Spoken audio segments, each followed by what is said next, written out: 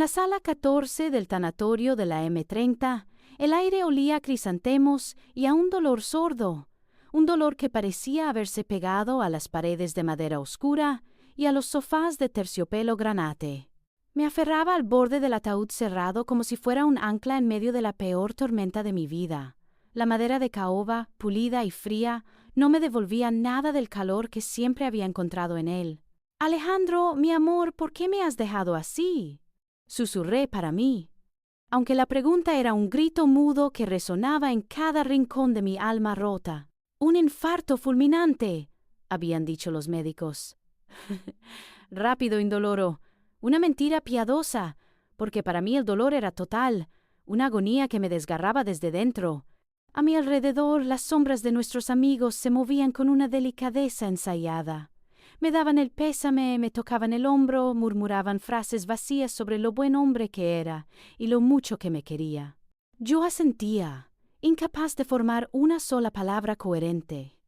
Cada pésame era un recordatorio de que mi pareja, el hombre con el que había compartido los últimos 5 años de mi vida, ya no existía. Fue entonces cuando la vi. Se acercó a mí, con un paso lento pero firme. Era una mujer elegante, de mi misma edad, quizás unos 40 y tantos, con el rostro demacrado por el llanto, pero con un porte que irradiaba, una dignidad casi insultante en aquel mar de pena. Detrás de ella, como una escolta silenciosa, caminaban 3 adolescentes que la observaban con una devoción protectora. Se detuvo frente a mí y, por un instante, pensé que era una socia del trabajo, alguna conocida lejana de la que Alejandro me hubiera hablado. Me ofreció su mano, una mano fría enfundada en un guante de piel negra. «Gracias por venir. Soy Isabel, su esposa». La frase flotó en el aire cargado de la sala, incomprensible. Mi cerebro la registró, pero se negó a procesarla. Una broma de mal gusto. Un error terrible. «Perdone», respondí, mi voz un hilo tembloroso. «Creo que hay un error. Yo soy Sofía, su pareja desde hace 5 años. Alejandro era viudo». Lo dije con toda la convicción que me quedaba, aferrándome a la historia sobre la que había construido mi felicidad. Nuestra felicidad. La mujer Isabel no cambió el gesto, pero el chico que estaba a su lado, el mayor, un adolescente de unos 17 años, que era un calco doloroso de un Alejandro más joven, dio un paso al frente. Su mirada no era de pena, era de un desprecio helado, puro. «¿Viudo?», espetó, y su voz joven se quebró con rabia contenida. «¿De quién va a ser viudo? Ella es mi madre. Llevan casados 25 años». El suelo desapareció. Las paredes de la sala empezaron a girar, los rostros de mis amigos se convirtieron en manchas borrosas, y el murmullo respetuoso se transformó en un zumbido ensordecedor. Sentí que me ahogaba. Mis piernas, de repente inútiles, cedieron. Si no fuera por el brazo de mi amiga Clara que me sujetó en el último segundo, me habría estrellado contra el suelo de mármol. Mientras me derrumbaba, mis ojos buscaron los de Isabel, y lo que vi me destrozó más que la propia verdad. No había odio en su mirada, ni rabia. Había una confusión genuina, sí, pero debajo, una capa de lástima gélida, la lástima que se siente por un animal herido en la carretera, algo patético e insignificante. Y en ese instante lo supe. Mi dolor, mi amor, mi vida entera con Alejandro, para ella, para el mundo, no era más que un lamentable error. Antes de contarte cómo descubrí la inmensa montaña de mentiras sobre la que había construido mi vida y cómo convertí la mayor traición en mi mayor victoria, suscríbete y déjame un comentario contándome desde qué rincón de España me estás escuchando. Para entender la magnitud del derrumbe, tienes que ver los cimientos sobre los que construí mi castillo de naipes. Tienes que viajar conmigo 5 años atrás, a una noche de otoño en Madrid. Yo estaba en una cata de vinos de Rioja, en un local sofisticado del barrio de Salamanca. Me sentía como un pez fuera del agua, rodeada de gente que parecía conocerse de toda la vida, riendo y hablando con una facilidad que yo había perdido. Mi divorcio había sido un campo de batalla que duró 2 años, y me había dejado con el corazón hecho trizas y la autoestima por los suelos. Estaba allí por insistencia de Clara, mi amiga, que juraba que necesitaba salir y ver mundo. Yo solo quería estar en casa con una manta y una película. Sostenía mi copa, fingiendo un interés en las notas de barrica y el color cereza del vino, cuando una voz a mi lado, una voz cálida y grave, dijo: «Un reserva del 2012». Siempre me ha parecido que tiene un final un poco melancólico, ¿no crees? Me giré y lo vi. Era Alejandro, alto, con el pelo entrecano en las sienes y unos ojos oscuros que parecían albergar una profunda tristeza. Pero lo que me desarmó por completo fue su sonrisa. No era una sonrisa ancha y despreocupada, sino una media sonrisa, teñida de una amargura que la hacía extrañamente genuina y atractiva. Conectamos al instante. Aquella noche no hablamos de vinos. Hablamos de la vida, de libros, de viajes que soñábamos hacer. Y hablamos de pérdidas. Yo le conté, con cautela, sobre la herida abierta de mi divorcio. Y él, con una vulnerabilidad que me pareció increíblemente valiente, me contó su historia. Me dijo que era viudo. Su esposa, Laura, había fallecido 3 años atrás por un cáncer de mama fulminante. La forma en que hablaba de ella, con un amor reverencial y un respeto infinito, me conmovió hasta las lágrimas. Era de un pueblecito de Asturias, me explicó, mirando un punto fijo. Un alma libre, fuerte como las montañas de su tierra. Cuando se fue, una parte de mí se fue con ella. Esa historia explicaba su aire melancólico y, convenientemente, por qué no tenía ya ningún contacto con su familia política. Fue una ruptura limpia y dolorosa para todos, sentenció. Nuestras primeras citas fueron sacadas de un guión de cine. Paseos al atardecer por el retiro, viendo las hojas caer sobre el estanque. Cenas interminables en tabernas escondidas de la Latina, donde el tiempo se detenía entre copas de vino y confidencias. Con él sentía que por fin alguien entendía mi dolor, el vacío que deja una vida rota. Él me escuchaba como nadie lo había hecho nunca, y yo sentía que podía ayudarle a sanar el suyo. Claro que hubo señales, banderas rojas del tamaño de un estadio de fútbol que yo, cegada por la ilusión, decidí interpretar como peculiaridades de un hombre herido. La primera fue la de sus viajes de negocios. Siempre surgían de la nada un viernes por la tarde. «Sofía, mi amor, lo siento muchísimo. Ha surgido una feria importantísima en Bilbao y tengo que irme ya». O «Me acaba de llamar un inversor de Barcelona. Es una reunión que no puedo cancelar». Desaparecía el fin de semana entero y volvía el domingo por la noche, agotado pero cariñoso, llenándome de regalos para compensar. Luego estaba su familia. Nunca la conocí. «Mis padres son muy mayores, Sofía. Viven en una aldea remota de Galicia y apenas salen. Llevarles ahora a la mujer de la que me he enamorado. No quiero darles un disgusto, no sé si lo entenderían».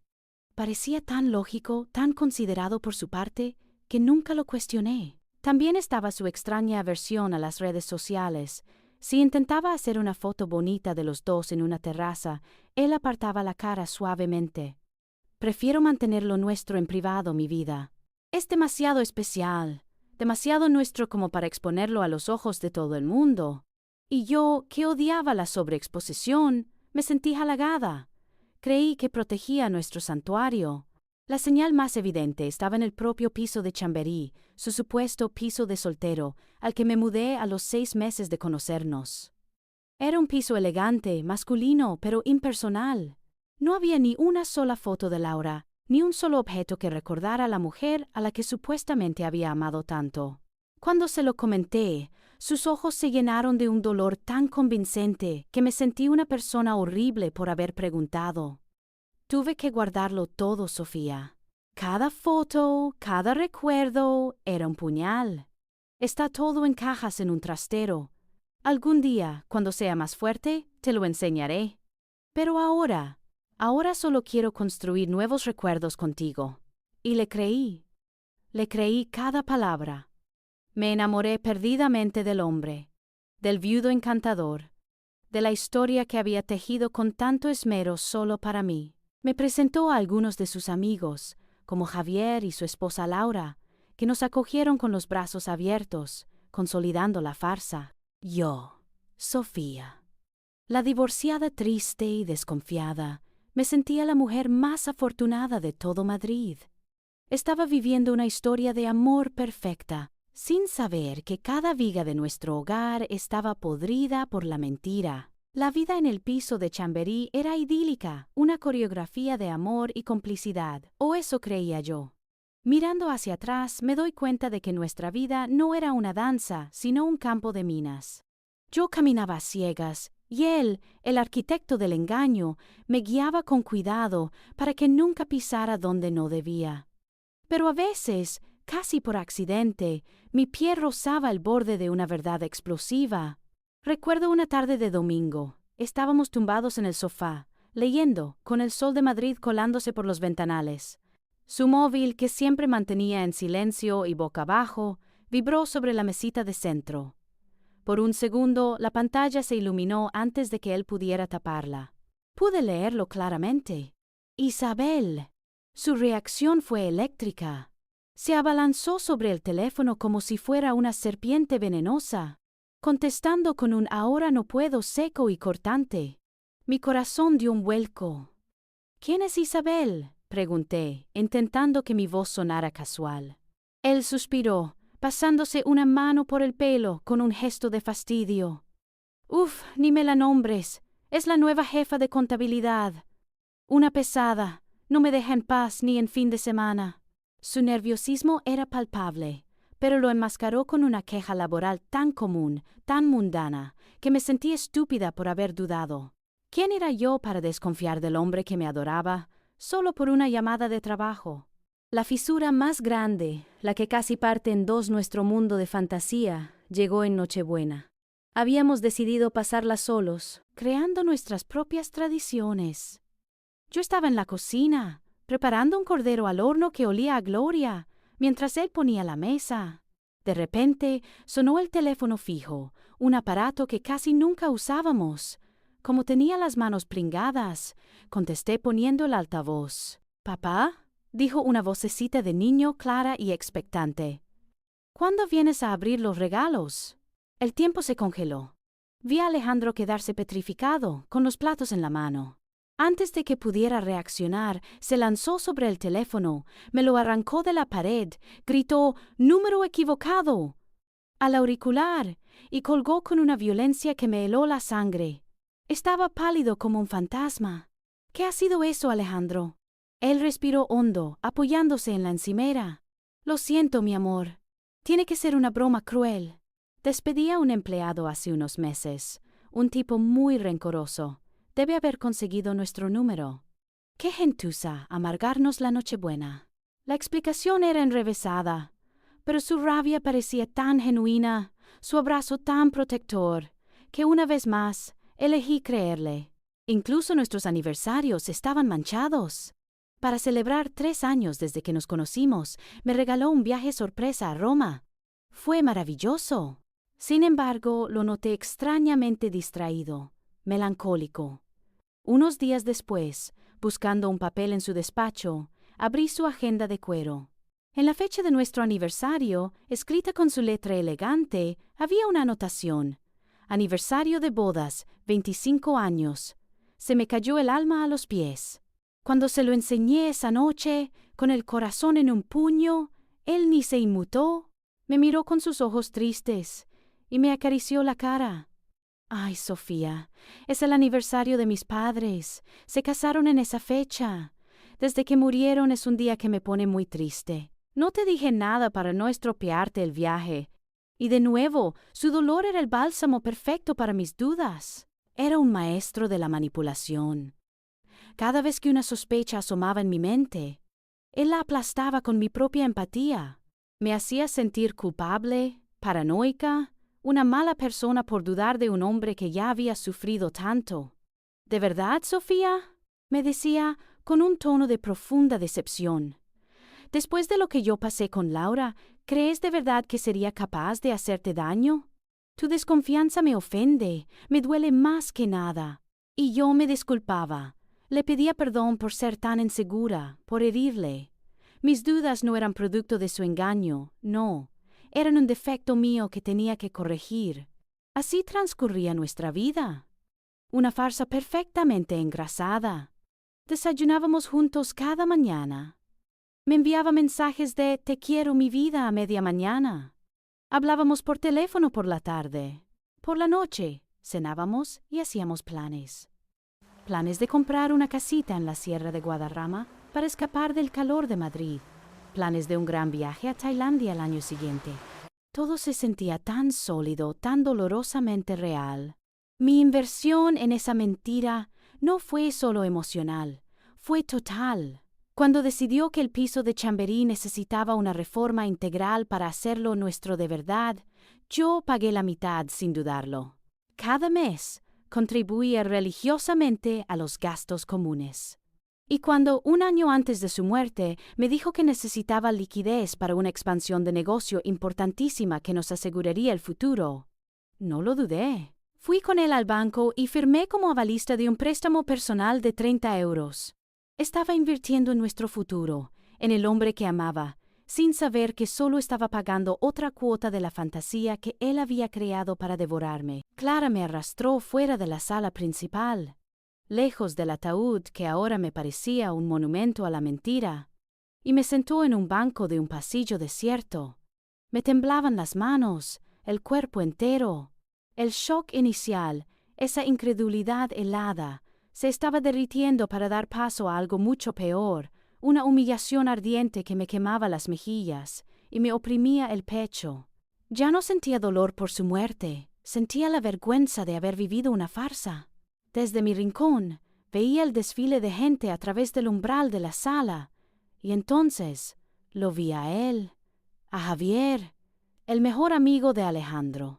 El hombre con el que habíamos compartido cenas, risas, botellas de vino, el que me llamaba cuñada en broma. Nuestros ojos se cruzaron por una fracción de segundo. Vi el pánico en su mirada antes de que la apartara bruscamente, girándose para hablar con otro asistente, fingiendo una conversación repentina e intensa. No tuvo el valor de sostenerme la mirada. Él lo sabía. Todo este tiempo él lo sabía. Y su cobardía en ese momento me dio más asco que la propia traición de Alejandro. No fui la única que lo notó. La familia legítima de Alejandro se movía por la sala con la certeza de los dueños. El hijo adolescente, el que me había aniquilado con sus palabras, pasó por mi lado para ir al baño. Al cruzarse con su hermana menor, le susurró, pero con la clara intención de que yo lo escuchara: «Mira a la oportunista, todavía sigue aquí». La palabra me golpeó como una piedra. Oportunista. ¿Yo? ¿Que había entregado 5 años de mi vida, mi amor, mi dinero, a un espejismo? Me di cuenta de que estaba completamente sola. Mi duelo se había convertido en un espectáculo grotesco, y yo era la protagonista involuntaria, la villana, o peor aún, la payasa. Podía sentir las miradas, oír los murmullos ahogados. Ya no era Sofía, la pareja desconsolada. Era la otra, la tonta, la ilusa a la que se la habían colado durante 5 años. Cada gesto de compasión que había recibido hacía apenas media hora se había transformado en una mirada de juicio o de lástima morbosa. Justo cuando pensaba que no podía soportar un segundo más, Isabel apareció al final del pasillo. Me hizo un gesto seco con la cabeza, indicándome que la siguiera a una pequeña sala de espera vacía. Entré detrás de ella. No se sentó. Se quedó de pie, de espaldas a mí, mirando por una ventana que no daba a ninguna parte. «No sé quién es usted ni qué pretendía», dijo sin volverse. Su voz era un hilo de acero, fría y agotada. Pero mi marido y yo llevábamos 25 años casados. Tuvimos 3 hijos. Una vida. Le pido por favor un mínimo de respeto por su memoria y por mi dolor. Váyase. Cada palabra era un golpe medido, diseñado para borrarme de la historia, para aniquilarme. Junté las pocas fuerzas que me quedaban. La verdad era el único escudo que tenía. Yo le amaba, acerté a decir. Y mi propia voz me sonó extraña, lejana. Me dijo que su esposa había muerto. Vivíamos juntos desde hacía años. Al oír, vivíamos juntos, se giró. Y por primera vez, vi una fisura en su armadura de viuda digna. Una duda genuina cruzó sus ojos inyectados en sangre. ¿Vivían juntos?, repitió, como si la idea fuera inconcebible. ¿Dónde? En su piso de Chamberí, respondí. El color abandonó su rostro, palideció visiblemente y vi cómo se apoyaba disimuladamente en el alféizar de la ventana. Su voz fue apenas un susurro. Ese es su supuesto despacho en la ciudad. Esa fue la confirmación final, la última pieza del puzzle de mi humillación. No solo era la amante que vivía en la oficina. No pude más. Di media vuelta sin decir una palabra y salí de aquella salita. Crucé el pasillo a toda prisa, atravesé el vestíbulo principal y salí corriendo del tanatorio. No miré atrás, pero podía sentir 100 miradas clavadas en mi espalda, cada una un puñal afilado que me recordaba el tamaño de mi estupidez. No sé cómo llegué a casa. Cogí un taxi en un estado de trance, murmurando la dirección del piso de Chamberí. Al meter la llave en la cerradura, mis manos temblaban tanto que tardé una eternidad en acertar. Cuando por fin se abrió la puerta, el olor familiar del apartamento, una mezcla de su colonia, mis libros y el café de la mañana, me golpeó como un puñetazo en el estómago. Este lugar, mi refugio, el nido que habíamos construido juntos, se había transformado. Ya no era un hogar, era la escena de un crimen emocional, y yo era la única víctima que no sabía que el delito se estaba cometiendo. La pena y la vergüenza que me habían paralizado en el tanatorio empezaron a bullir, a transformarse en una rabia febril. Necesitaba pruebas, necesitaba entender, necesitaba ver la mentira con mis propios ojos. Empecé por su despacho, arrasé con todo, abrí cada cajón, vaciando su contenido en el suelo, papeles, facturas, bolígrafos caros, nada. Revisé los bolsillos de sus chaquetas colgadas en el armario, palpando los forros en busca de un doble fondo. Miré debajo de la cama, detrás de los cuadros. Era una búsqueda desesperada, casi animal, la de alguien que intenta encontrar sentido en medio del caos absoluto. Cuando ya estaba a punto de rendirme, sentada en el suelo rodeada de un desorden que era el reflejo de mi estado mental, mis ojos se posaron en su maletín de trabajo, el que siempre llevaba a sus viajes. Era de piel, rígido y de buena calidad. Lo abrí y saqué los dosieres y el ordenador portátil. No había nada. Pero al pasar la mano por el forro interior, noté un bulto, una costura que no parecía normal. Tiré de ella con las uñas y el forro se desprendió, revelando un pequeño compartimento oculto. Y dentro estaba un segundo teléfono móvil. El corazón me martillaba en el pecho. Lo sostuve en mis manos. Era la caja de Pandora. Sabía que, si lo encendía, no habría vuelta atrás. Lo encendí. Para mi sorpresa no tenía contraseña. Él, tan cuidadoso para unas cosas, había sido así de arrogante. La primera bofetada fue la galería de fotos. Cientos de imágenes. Isabel riendo en la cubierta de un barco en Menorca. Sus 3 hijos abriendo regalos junto a un árbol de Navidad en una casa de campo con chimenea que yo no había visto en mi vida. Alejandro, mi Alejandro, abrazando a su hijo pequeño en la graduación del colegio. Una vida entera, paralela y feliz, a la que yo no solo no estaba invitada, sino de la que ni siquiera conocía su existencia. Cada foto era una puñalada. La segunda bofetada, la mortal, fueron los mensajes. Abrí la aplicación y allí estaba el hilo de conversación con un contacto guardado como Isabel mi vida. Me desplacé hacia arriba, leyendo años de mentiras en tiempo real. Un mensaje suyo de la noche de mi 40 cumpleaños. Llego tarde, mi amor. Reunión con clientes que se alarga. Pide la cena. Te quiero. Lo leí mientras él, a mi lado en la vida real, me decía que me preparara, que me iba a llevar al restaurante más romántico de Madrid. Otro, enviado mientras estábamos en un hotel de lujo en Lisboa, en uno de sus supuestos viajes de negocios a los que me había invitado. Te echo de menos. Ojalá estuvieras aquí y no en este congreso aburrido. Y yo, a su lado en la cama, creyendo que era el hombre más maravilloso del mundo. Pero el golpe final, el que lo cambió todo, no fue emocional. Fue al abrir una carpeta de archivos en el teléfono. Allí estaban. Extractos de cuentas bancarias a nombre de Alejandro e Isabel. Documentos de la constitución de una empresa de la que yo nunca había oído hablar, a nombre de ambos. Y lo peor, vi transferencias.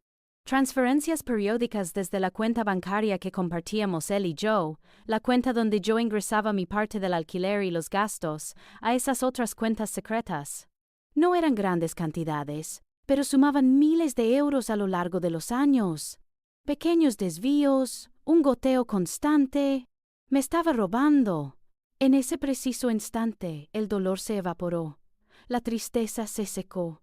La humillación se transformó en una ira fría, lúcida, cristalina. Este hombre no solo me había mentido, no solo había jugado con mis sentimientos y me había utilizado como coartada. Me había estafado, me había robado. Me puse de pie, en medio del caos de papeles y ropa. Me miré en el espejo del armario. La mujer que me devolvía la mirada ya no era la víctima temblorosa y rota del tanatorio. Sus ojos estaban secos, duros. Había una nueva determinación en su rostro. No iba a llorar en un rincón. No iba a dejar que me recordaran como la tonta. Iba a entenderlo todo, hasta el último céntimo, hasta la última mentira. Mi plan no nació de un deseo de venganza, aunque ansiaba justicia. Nació de un instinto de supervivencia. Tenía que protegerme, tenía que recuperar lo que era mío, y para eso necesitaba destruir, pieza por pieza, el castillo de mentiras que él había construido, y yo sabía exactamente por dónde empezar. A la mañana siguiente, el sol entró por los ventanales del piso de Chamberí, pero no trajo calor, solo una luz cruda que iluminaba el desorden de mi búsqueda y la claridad gélida de mi nueva realidad. Ya no había lágrimas. La rabia de la noche anterior se había asentado en mi estómago como un bloque de hielo, transformándose en una determinación fría y afilada. Lo primero que hice, antes incluso de prepararme un café, fue llamar a mi amiga Clara. «Clara, necesito el contacto de esa abogada de la que me hablaste una vez», le dije. Mi voz sonaba extrañamente calmada. «La que es una bestia, la que se especializa en asuntos complicados».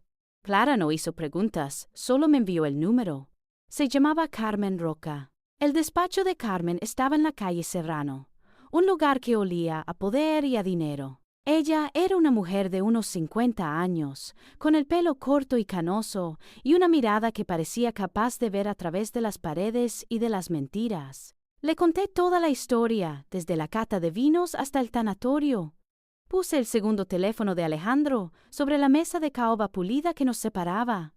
«Esto es lo que encontré anoche», concluí. Carmen escuchó en silencio, sin interrumpir, asintiendo de vez en cuando. Cuando terminé, cogió el teléfono con unos guantes de látex que sacó de un cajón, como si fuera un arma. Lo examinó durante varios minutos, leyendo los mensajes, viendo las fotos. Finalmente se quitó los guantes y me miró. Su expresión no era de lástima, sino de una indignación profesional. «Sofía, el nivel de premeditación y engaño en este caso es impresionante», dijo, eligiendo la palabra con cuidado. Este hombre no era un simple infiel, era un estafador profesional.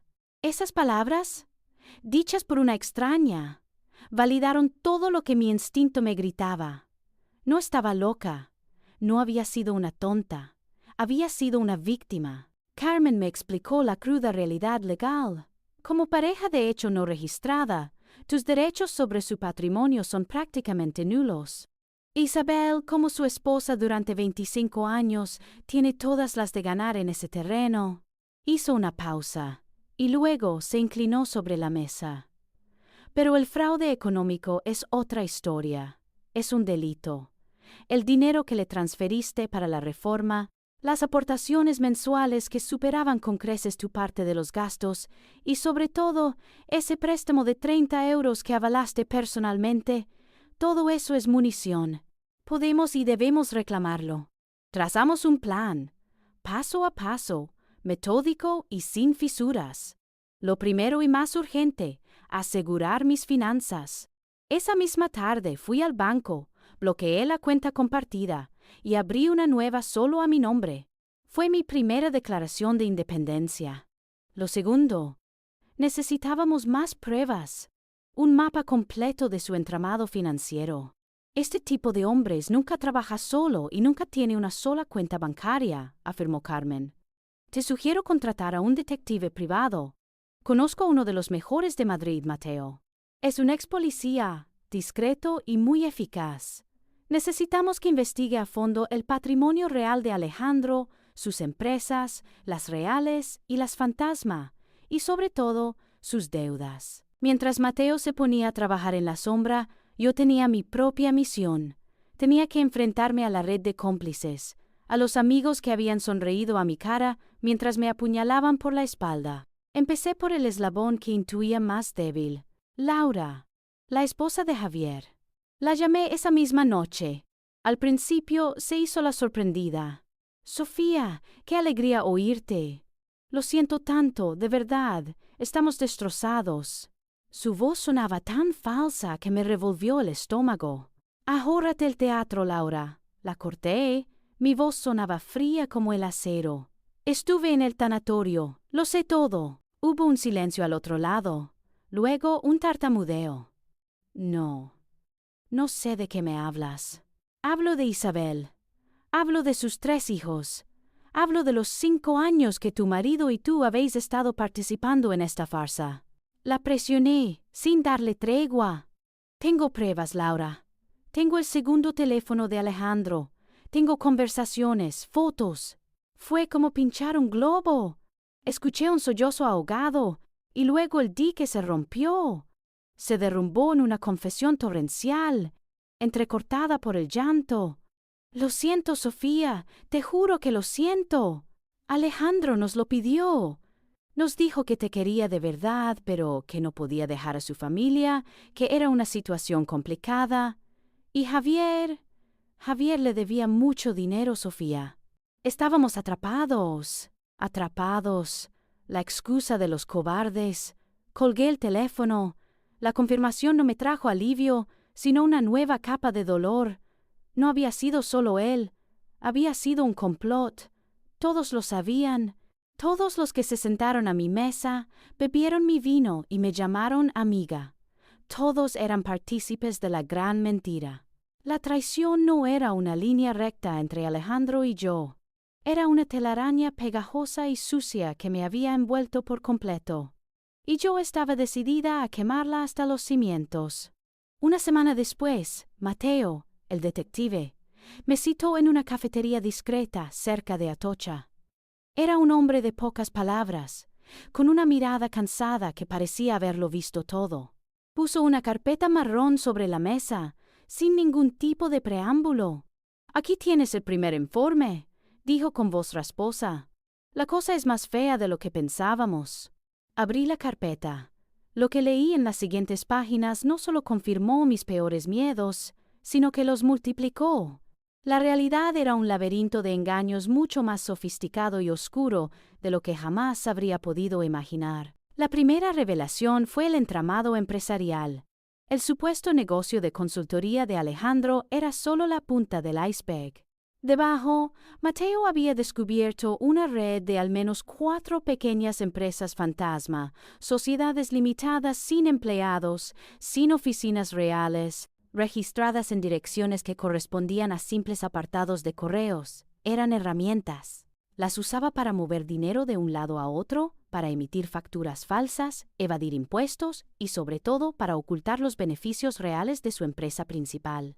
Era un castillo de naipes financiero, diseñado para el engaño. La segunda revelación me golpeó con fuerza. El lujoso chalet de Pozuelo de Alarcón, el hogar familiar de Alejandro, Isabel y sus hijos, no estaba a nombre de ninguno de ellos. Estaba registrado como propiedad de una de esas empresas fantasma. Era una maniobra legal para blindarlo, para protegerlo de posibles embargos si sus negocios personales se iban a pique. El hogar sagrado de su familia no era más que otro activo en su tablero de Monopoly fraudulento. Pero el verdadero mazazo fue el capítulo de las deudas. Descubrimos que Alejandro no era el hombre de éxito que aparentaba. Estaba ahogado, con el agua al cuello. No solo le debía dinero a su amigo Javier. Tenía deudas con bancos, con empresas de crédito rápido y, lo más preocupante, con prestamistas privados de dudosa reputación. Hombres a los que no les gusta esperar para cobrar. Su vida de lujo, los coches caros, los relojes, los viajes. Todo era una fachada insostenible, financiada por una espiral de deudas y, como ahora sabía con certeza, por mi dinero. Y entonces llegué a la última página del informe, la que llevaba mi nombre. Mateo había rastreado la ruta del préstamo de 30 euros que yo había avalado. El dinero había salido de nuestra cuenta conjunta y en menos de 24 horas había sido transferido íntegramente a la cuenta de uno de esos prestamistas peligrosos. Ni un solo céntimo se había invertido en el negocio. Mi dinero, el dinero que yo había puesto con toda mi ilusión para construir nuestro futuro, había servido para tapar uno de los muchos agujeros de su barco que se hundía. La prueba del fraude era irrefutable, documentada, incontestable. Cerré la carpeta. La rabia que sentía ya no era caliente. Era un bloque de hielo en el centro de mi pecho. Pero en medio de esa frialdad, una nueva pregunta empezó a formarse en mi mente. Una pregunta que lo cambiaba todo. Isabel. Hasta ese momento la había visto como una rival, como parte del bando enemigo. Pero, ¿y si no lo era? ¿Sabría ella que su casa era en realidad propiedad de una empresa fantasma? ¿Tendría idea de que su marido estaba a punto de ser devorado por los tiburones financieros? La imagen que Alejandro me había proyectado de ella, y la que yo había visto en el tanatorio, era la de una mujer acomodada, una reina en su castillo. Pero, ¿y si el castillo estaba a punto de derrumbarse sin que ella lo supiera? Empecé a verla de otra manera. Ya no como la esposa fría y distante, sino como otra posible víctima. Una mujer que había dedicado 25 años de su vida a un hombre que, quizás, la había mantenido en una jaula de oro, ignorante de la podredumbre que se escondía debajo. ¿Era Isabel una cómplice consciente de todo el entramado? ¿O era simplemente la primera engañada, la que llevaba más tiempo viviendo en la mentira? De repente, mi lucha dejó de ser solo mía. La rabia contra ella se disipó y se enfocó, con la precisión de un láser, en la memoria del hombre que nos había utilizado a las dos. Con el informe de Mateo en mi bolso, sentí un cambio tectónico en mi estrategia. Mi lucha ya no podía ser solo por mí. Si Alejandro estaba tan ahogado en deudas, era solo cuestión de tiempo que sus acreedores, los peligrosos, empezaran a mover ficha, y su primer objetivo sería la viuda oficial y el patrimonio visible. Si quería recuperar mi dinero, necesitaba que quedara algo que recuperar, y para eso, paradójicamente, necesitaba a Isabel. Ya no la veía como la esposa arrogante, sino como la guardiana de una fortaleza a punto de ser asediada, sin saber que las murallas eran de cartón. Tenía que advertirla, no por altruismo, sino por pura estrategia. Éramos dos mujeres en barcos diferentes, pero a punto de ser hundidas por el mismo tsunami. Le pedí a Carmen que organizara una reunión formal. Quiero que su abogado esté presente, le insistí. Esto ya no es personal, es un negocio. El negocio de sobrevivir al desastre que ha dejado Alejandro. Nos encontramos una semana después en la sala de juntas del despacho de Carmen.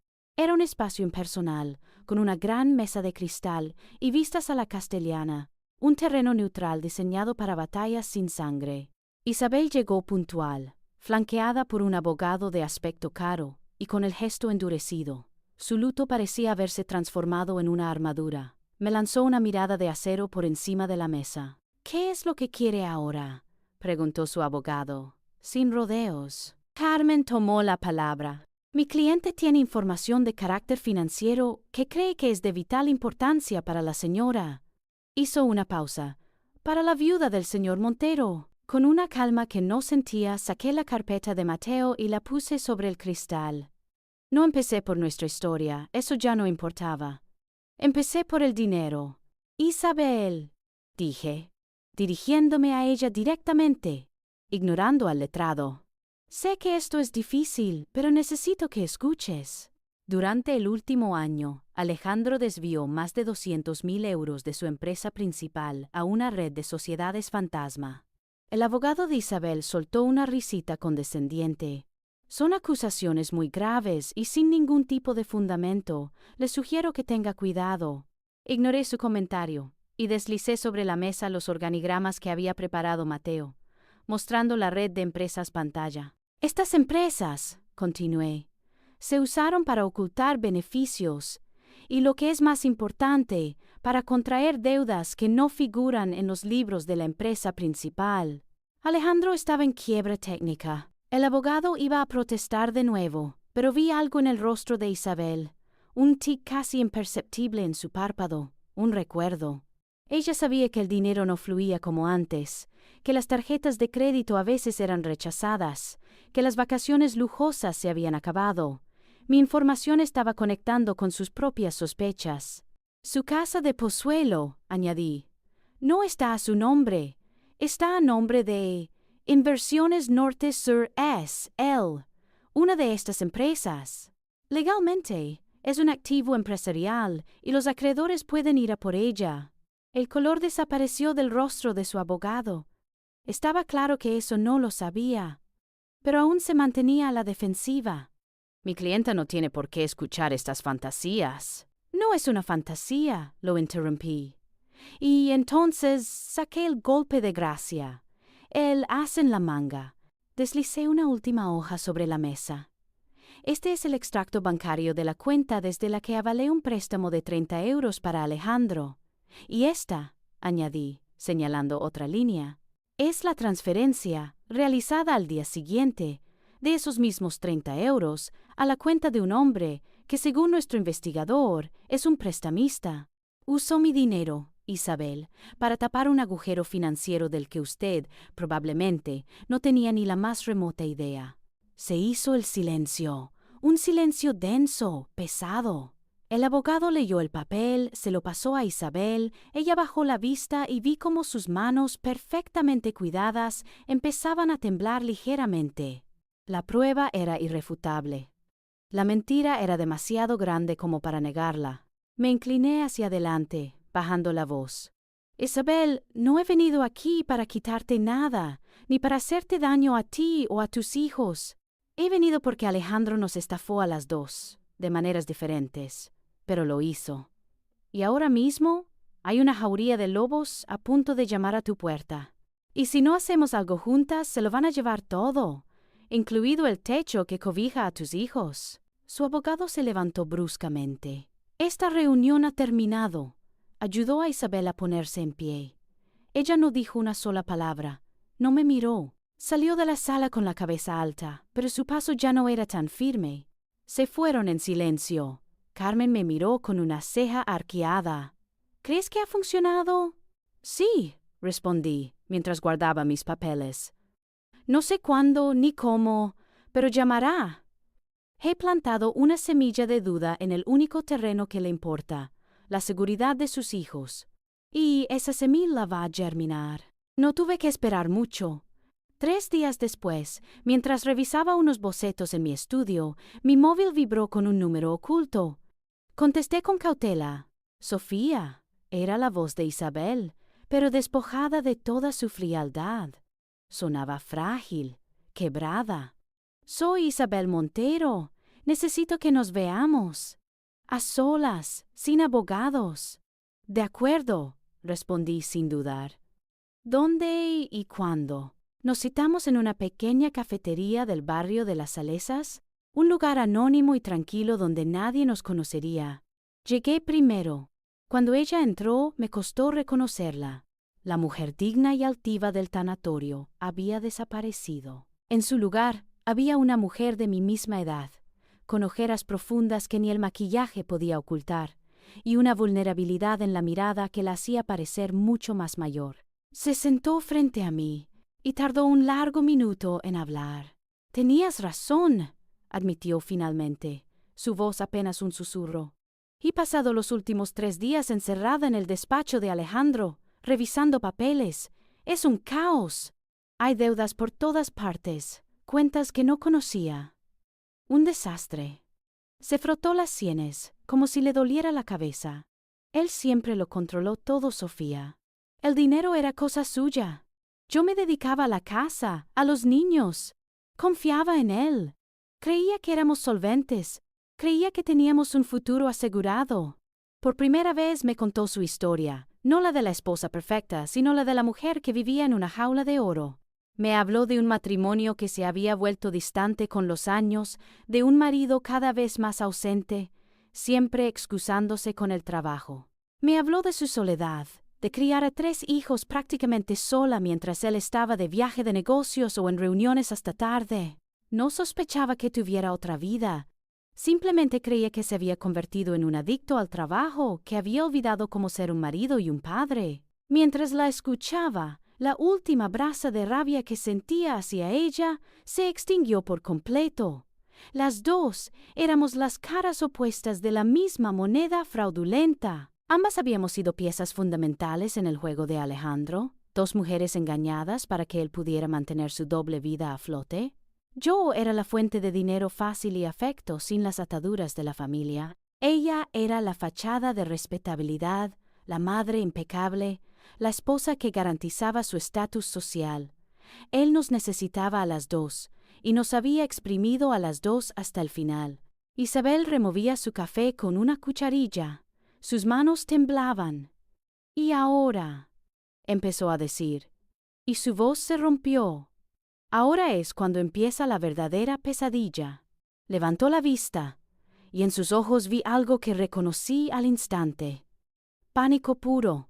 «Los prestamistas», confesó, bajando aún más la voz. «Han empezado a llamar, no al despacho, a casa. Saben mi nombre, el nombre de mis hijos. Ayer uno de ellos me dijo que si no pagamos la deuda de Alejandro antes de fin de mes, vendrán a por la casa.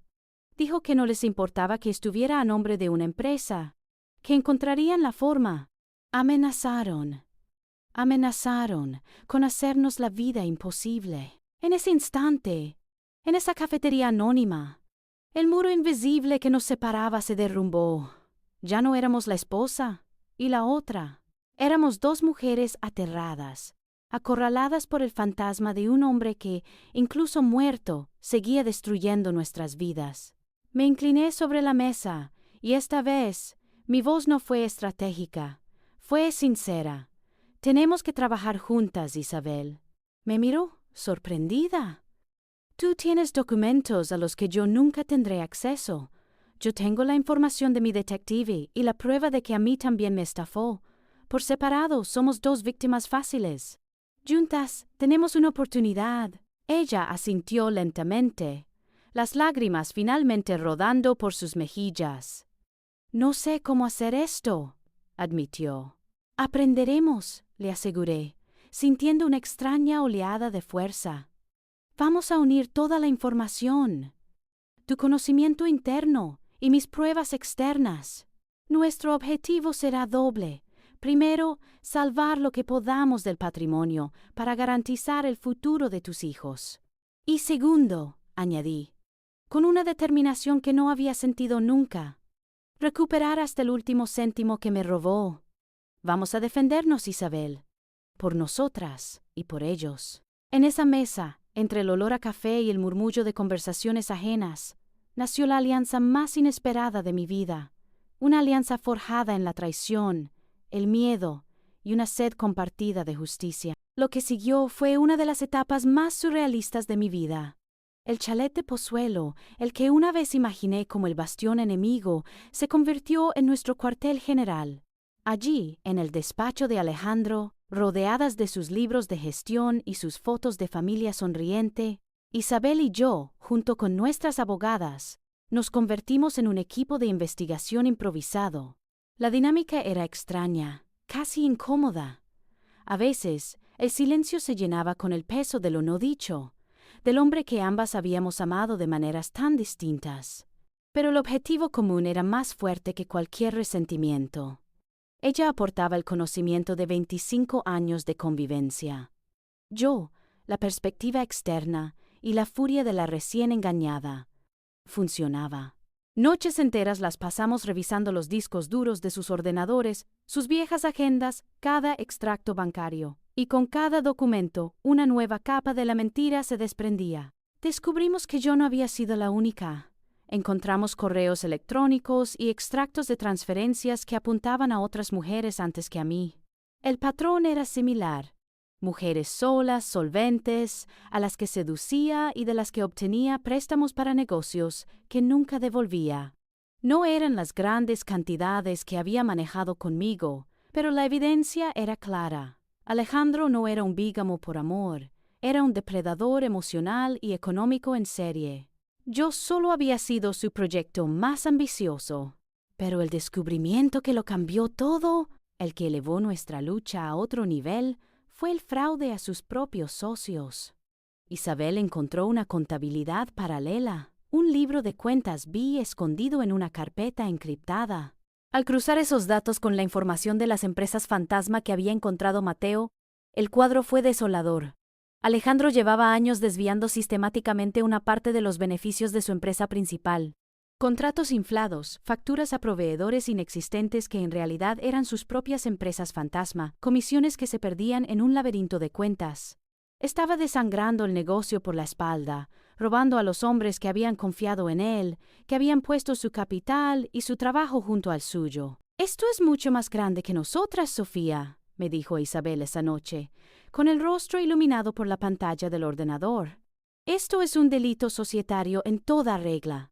Teníamos que mover ficha. Decidimos contactar a los otros 2 socios de la empresa, 2 hombres de negocios serios y respetados en su sector. Nuestra abogada, Carmen, organizó la reunión. Al principio, cuando entramos en su lujosa oficina, nos miraron con una mezcla de condescendencia y escepticismo. Éramos, a sus ojos, la viuda y la amante, 2 mujeres con un drama personal. Pero entonces empezamos a hablar y a mostrar pruebas. Les enseñamos la contabilidad B. Les mostramos la ruta del dinero, cómo los beneficios que debían ser para todos acababan en las cuentas de las empresas fantasma. Vimos sus rostros pasar de la incredulidad al estupor, y de ahí a una furia helada y silenciosa. No gritaron, no perdieron la compostura. Eran hombres de negocios, y acababan de descubrir que su socio, su amigo, les había estado robando durante años. En ese momento, nuestra pequeña y frágil alianza se transformó. Ya no éramos solo 2 mujeres contra un fantasma. Éramos un frente unido y poderoso, un grupo de personas engañadas, con recursos, con poder y con una determinación inquebrantable de sacar toda la verdad a la luz y hacer justicia. Con los socios de nuestro lado, la presión sobre los cómplices se volvió insostenible. El siguiente en nuestra lista era Javier, el mejor amigo. Ya no era yo, la amante despechada, quien le llamaba. Fue el abogado de los socios. La conversación fue corta y directa. O colaboraba como testigo en la demanda por fraude que se iba a interponer, detallando todo lo que sabía sobre las operaciones de Alejandro, o sería incluido en la misma demanda como cómplice necesario. La amenaza de enfrentarse no solo a mí, sino a 2 empresarios poderosos y a sus ejércitos de abogados, fue suficiente. Javier cantó. Nos contó todo, cómo Alejandro se jactaba de su doble vida, cómo le pedía que le cubriera las espaldas, cómo usaba el dinero que me sacaba a mí para financiar su tren de vida. Su confesión fue la última pieza que necesitábamos. La telaraña de mentiras estaba completamente expuesta. Teníamos las pruebas, los testimonios, los aliados, el hombre de familia, el empresario de éxito, el amigo leal. Todas sus máscaras habían caído. Solo quedaba el esqueleto de un fraude monumental, y estábamos listos para presentarlo al mundo. La confrontación final no fue en un juzgado abarrotado ni en una tensa reunión familiar, sino en el lugar que para Alejandro había sido el epicentro de su poder y su engaño, la sala de juntas de su empresa. Los socios traicionados convocaron una junta de accionistas extraordinaria. El orden del día era oficialmente revisar irregularidades contables. Extraoficialmente era el día del juicio final. El ambiente en la sala era gélido. Los socios estaban sentados a un lado de la larga mesa de roble. Sus rostros eran máscaras de furia contenida. Al otro lado se sentaba lo que quedaba del mundo de Alejandro, sus hijos, visiblemente confundidos e incómodos, y un puñado de los amigos cómplices, entre ellos Javier, que no levantaba la vista del suelo. Entonces la puerta se abrió, y entramos Isabel y yo, juntas. Se hizo un silencio absoluto, tan denso que se podía cortar.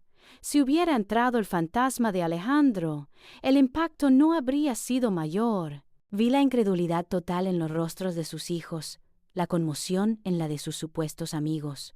La esposa y la otra, las dos enemigas naturales, caminando codo con codo. Nuestra llegada era la primera prueba irrefutable de que el mundo, tal y como lo conocían, se había acabado. Nos sentamos, una al lado de la otra, frente a ellos. No tuvimos que decir una palabra. Nuestras abogadas, junto al equipo legal de los socios, tomaron el control. Lo que siguió no fue un ataque emocional, fue una demolición metódica, fría y documentada. Proyectaron en la gran pantalla los informes, los extractos bancarios, los organigramas de las empresas fantasma. Detallaron, con una precisión quirúrgica, años de fraude, de desvío de fondos, de engaño sistemático. Cada cifra era un martillazo en el ataúd de la reputación de Alejandro. Con cada diapositiva, con cada prueba presentada, veía cómo la imagen del exitoso hombre de negocios se hacía añicos. El marido admirable, el padre proveedor, el amigo leal, todo se desintegraba en tiempo real, reducido a la figura de un estafador vulgar. Su legado, aquello por lo que supuestamente había trabajado tanto, estaba siendo destruido póstumamente frente a las personas más importantes de su vida, sus propios hijos. Mi mirada se desvió hacia el hijo mayor, el mismo que me había llamado oportunista en el tanatorio. Su rostro ya no reflejaba el odio que había dirigido hacia mí. Lo que vi fue algo mucho más trágico. Una decepción profunda, un dolor sordo al descubrir que el héroe de su vida era un villano. En un momento, mientras el abogado detallaba cómo Alejandro había usado una de las empresas fantasma para comprar un coche de lujo que ocultó a la familia, vi cómo el chico se levantaba en silencio, se acercaba a su madre y la abrazaba con fuerza, hundiendo la cara en su hombro. Era un gesto de consuelo, pero también de rendición. La batalla había terminado, y su padre la había perdido. Cuando la presentación concluyó, un silencio pesado llenó la sala. Carmen, mi abogada, me miró y asintió levemente. Era mi turno. Me puse de pie, y todas las miradas se centraron en mí. No sentí nervios, solo una calma extraña. Yo no conocía al hombre del que hablan estos papeles. Empecé. Mi voz era firme, pero sin rastro de rencor. Yo conocía a un hombre que me hizo creer en una segunda oportunidad. Alejandro hizo mucho daño, a su familia, a sus socios, a sus amigos, a mí. Pero hoy no se trata de él. Él ya no está aquí para responder por sus actos. Hoy se trata de las personas que dejó atrás, y de cómo vamos a empezar a reparar este desastre. Se trata de que la verdad, por fin, prevalezca, y de que nadie más tenga que vivir atrapado en una de sus mentiras. Me volví a sentar. No había nada más que añadir. Aquella fue nuestra verdadera victoria. No fue un grito de venganza, ni una humillación gozosa. Fue la exposición metódica de la verdad, desnuda y brutal. Fue ver cómo el complejo castillo de mentiras que Alejandro había construido durante décadas se derrumbaba bajo el peso de los hechos. Y al caer, no solo aplastó su falso legado, también nos liberó a todos los que habíamos estado, de una forma u otra, prisioneros entre sus muros. Lo que vino después de la junta de accionistas fue menos dramático, pero infinitamente más complejo. La caída de Alejandro no fue una explosión, sino un lento y metódico derrumbe, ladrillo a ladrillo, en los despachos de abogados y en los juzgados de lo mercantil. Su imperio, como a él le gustaba llamarlo, entró oficialmente en concurso de acreedores. La empresa principal, despojada de su reputación y carcomida por el fraude, era insolvente. Nuestras abogadas, las de los socios, las de Isabel y la mía, formaron un frente común. Se sentaron a negociar con los administradores concursales y con la larga lista de acreedores que salieron de debajo de las piedras. Fue una batalla ardua. Los prestamistas peligrosos querían cobrarlo todo, amenazando con llevarse por delante hasta el último céntimo del patrimonio. Los socios estafados reclamaban su parte. Y en medio estábamos nosotras, intentando salvar algo de la quema. Nuestra mayor victoria y la prueba de que nuestra extraña alianza había sido la decisión correcta fue salvar el hogar familiar. Los abogados lograron demostrar que el chalet de Pozuelo era un bien familiar protegido, adquirido mucho antes de que se contrajeran las deudas más grandes y fraudulentas. No fue fácil. Tuvieron que venderse otros activos, un pequeño apartamento en la playa de Alicante, las acciones que Alejandro tenía en otras empresas. Pero al final, el techo de Isabel y sus hijos quedó a salvo. Para mí, saber que esos chicos, que no tenían culpa de nada, no iban a acabar en la calle, fue una forma de cerrar el círculo, una victoria moral que necesitaba. Mi propia justicia también llegó, aunque no de forma completa. Del proceso de liquidación, de la venta de los activos que quedaban, conseguí recuperar una parte importante del dinero que había invertido en la reforma y en los gastos del piso de Chamberí. También recuperé un porcentaje del infame préstamo de 30 euros. No fue todo, ni mucho menos. Una parte se perdió para siempre en el agujero negro de las deudas y el fraude de Alejandro. Pero recuperé lo suficiente como para no sentirme una perdedora. Recuperé lo suficiente como para sentir que se había hecho justicia, que el sistema, aunque lento y farragoso, había reconocido que yo era una víctima y no un cajero automático. Las consecuencias también alcanzaron a los que habían ayudado a sostener la mentira. Javier, el mejor amigo, se vio implicado en la investigación por fraude. Aunque logró evitar cargos penales a cambio de su total colaboración, su reputación en su círculo profesional quedó destrozada. Perdió clientes, y su matrimonio con Laura, ya frágil, no sobrevivió al escándalo y la vergüenza. Su mundo, construido sobre la lealtad a un hombre desleal, se desintegró por completo. Pero para mí, el momento de la liberación total, el instante en que sentí que por fin era libre, llegó en forma de una carta certificada del banco. La abrí con el corazón en un puño. Dentro, un documento con el logo de la entidad me comunicaba formalmente que, tras su investigación interna y a la luz de las pruebas de fraude presentadas, el banco había decidido anular mi responsabilidad como avalista sobre la cantidad restante del préstamo. No les debía nada. La última cadena que me ataba a la estafa de Alejandro se había roto. Me senté en el sofá de mi pequeño piso de alquiler, con la carta en la mano, y sentí un alivio tan profundo que fue casi físico. Fue como si me hubieran quitado una mochila cargada de piedras que llevaba años soportando sin darme cuenta. Era el punto y final, legalmente, financieramente y sobre todo emocionalmente. El fantasma de Alejandro ya no tenía ningún poder sobre mí. Era, por fin, completamente libre. Con la carta del banco en la mano, cerré no solo una cuenta bancaria, sino el capítulo más oscuro de mi vida. El piso de Chamberí, con sus fantasmas y sus recuerdos manchados, ya no era mi hogar. Lo vacié en un solo fin de semana, sin nostalgia, con la eficiencia de un cirujano que extirpa un tumor. Cada objeto que habíamos comprado juntos, cada mueble que habíamos elegido, lo doné o lo tiré. No quería nada que me recordara la mentira. Mi nuevo comienzo tenía nombre y código postal, el barrio de las letras. Encontré un pequeño apartamento en una calle adoquinada, un ático con un balcón que se asomaba a los tejados viejos de Madrid. Era un espacio que era solo mío, que llené con mis propios muebles, mis libros, mis plantas. Un lienzo en blanco. Por primera vez en 5 años, sentí que el espacio que habitaba era un reflejo de mí, y no el decorado de una obra de teatro. Pero reconstruir las paredes de un hogar era la parte fácil. Reconstruir los cimientos de mi propia mente era la tarea más difícil. Empecé a ir a terapia. Semanalmente, me sentaba frente a una mujer amable y sabia que me ayudó a navegar por el laberinto de mi propio trauma. Con ella, aprendí la lección más dura: perdonarme. Perdonarme por no haber visto las señales, por haber creído en una historia demasiado perfecta. Comprendí que Alejandro no me había elegido por ser tonta, sino por ser confiada, por tener un corazón abierto, cualidades que me negaba a perder.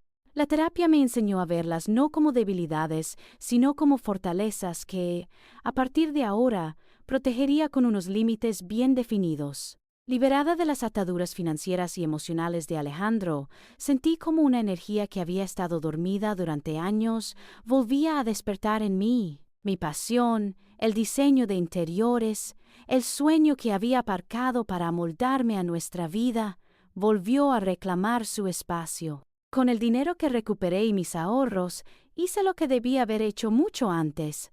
Abrí mi propio estudio. Sofía Paz, Diseño de Interiores. Ver mi nombre en la puerta de un pequeño local a pie de calle fue más emocionante que cualquier viaje o regalo que Alejandro me hubiera hecho jamás. Me volqué en mi trabajo con una dedicación feroz, y pronto, los pequeños proyectos dieron paso a otros más grandes. Mi creatividad era mi salvación. Mi círculo social también pasó por una depuración radical. Corté lazos con todos los que por acción u omisión habían sido cómplices de la farsa. No hubo dramas ni confrontaciones, solo un silencio definitivo. En su lugar fortalecí mis lazos con mis amigos de verdad, como Clara.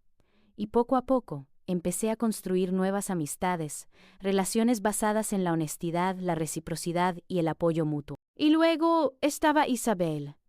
Nuestra relación se convirtió en algo para lo que no existen palabras. No éramos amigas, nunca podríamos serlo. Había un abismo de recuerdos y un hombre muerto entre nosotras. Pero manteníamos un contacto cordial, esporádico, una llamada cada par de meses. ¿Cómo estás, Sofía? ¿Y tú, Isabel? ¿Cómo van los chicos? Hablábamos con la comprensión tácita de dos supervivientes de la misma catástrofe, unidas para siempre por una experiencia que nadie más en el mundo podía comprender. Éramos las dos viudas del mismo hombre, una de su vida y la otra de su mentira. Una tarde de primavera, casi un año después de la junta de accionistas, terminé un proyecto importante. Llegué a mi casa, a mi santuario en el barrio de las Letras, y me serví una copa de albariño bien frío. Salí al pequeño balcón. El sol de mayo teñía de oro los tejados de Madrid, y el bullicio de la ciudad subía hasta mí como un murmullo lejano y vital. Apoyé los codos en la barandilla. Sentí el calor del sol en la cara y el frescor del vino en la garganta.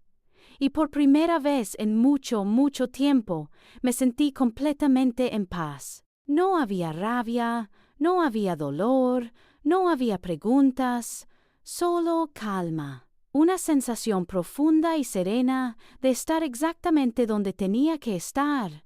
Sola, sí, pero no en soledad. Completa, era, por fin, la única y absoluta dueña de mi vida. Un año. A veces me parecía un parpadeo y otras una vida entera.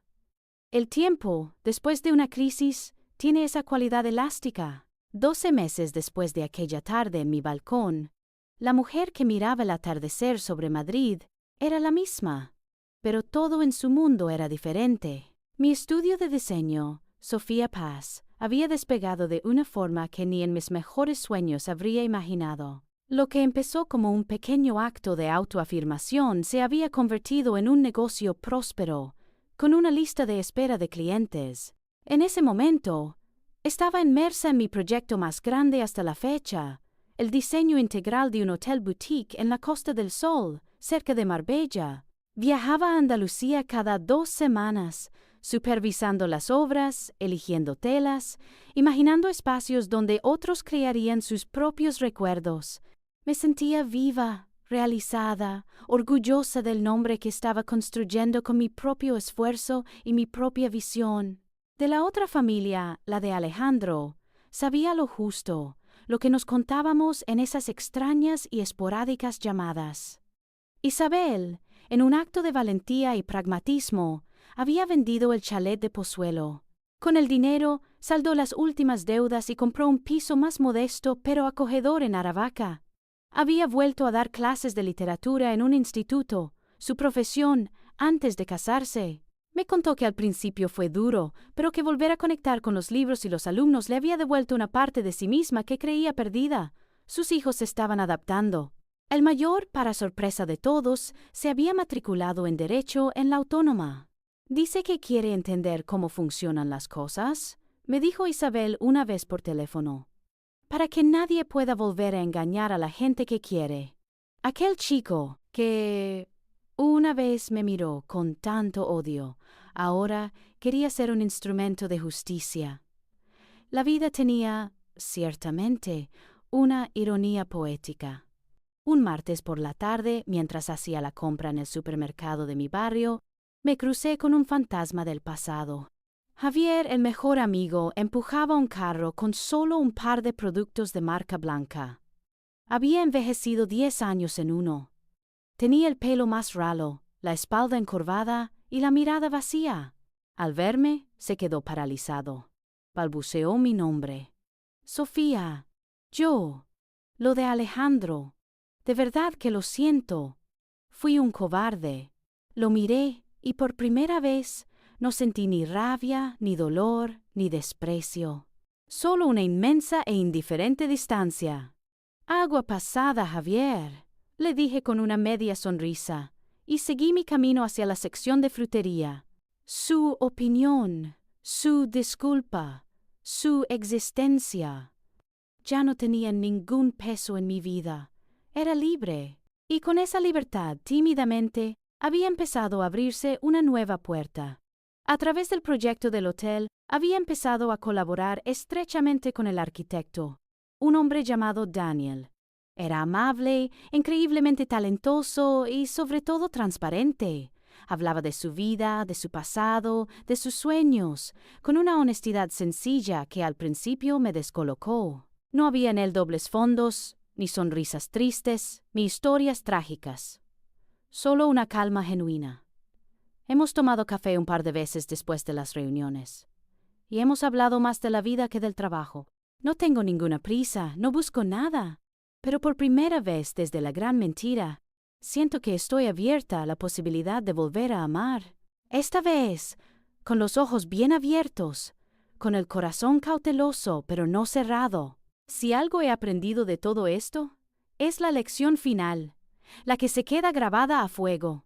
La confianza es un tesoro, un regalo que solo debe entregarse a quien demuestre merecerlo. Pero nuestra intuición, esa voz bajita que a veces intentamos acallar, es nuestra mejor guardiana, y nunca más volveré a ignorarla. Y he comprendido que nuestra mayor fuerza no reside en no caer nunca, en no ser engañados, porque eso, a veces, es inevitable. La verdadera fortaleza está en nuestra capacidad de levantarnos, de recoger los pedazos rotos y construir con ellos algo nuevo, algo más fuerte, algo que es indiscutiblemente nuestro.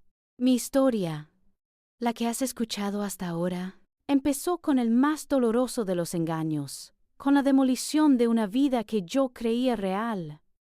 Pero si me quedo con algo, no es con el recuerdo de la traición. Es con el acto de autodescubrimiento y resiliencia que nació de sus cenizas. Terminar con todo aquello me obligó a empezar conmigo misma, y ese fue el regalo inesperado que se escondía dentro de la tragedia. Aprendí de la forma más dura que la verdad, por mucho que duela, por mucho que queme al salir a la luz, es siempre el único camino hacia la auténtica libertad. Y esa es la lección que quiero compartir contigo. La moraleja de mi historia es clara. Nunca, nunca subestimes tu propia fuerza. La fuerza para hacer las preguntas incómodas, para escuchar a tu intuición, para desenmascarar una mentira, por muy elaborada que sea, y sobre todo, la fuerza para reconstruir una vida desde los escombros. Porque a veces, de la mayor oscuridad, del dolor más profundo, nace la luz más brillante y la versión más auténtica de nosotros mismos.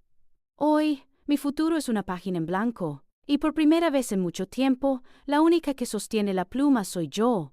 Ya no hay guiones escritos por otros, ni personajes que interpretar. Escribo yo sola, con mis propias reglas, mi propia tinta y mi propio final. Ahora te pregunto a ti, ¿qué habrías hecho en mi lugar? ¿Habrías luchado por la verdad hasta las últimas consecuencias o habrías preferido pasar página e intentar olvidar para evitar más dolor?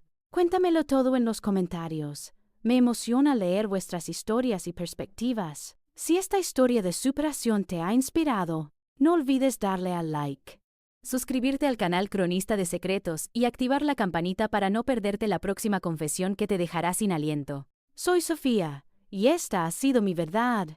Gracias por escucharme.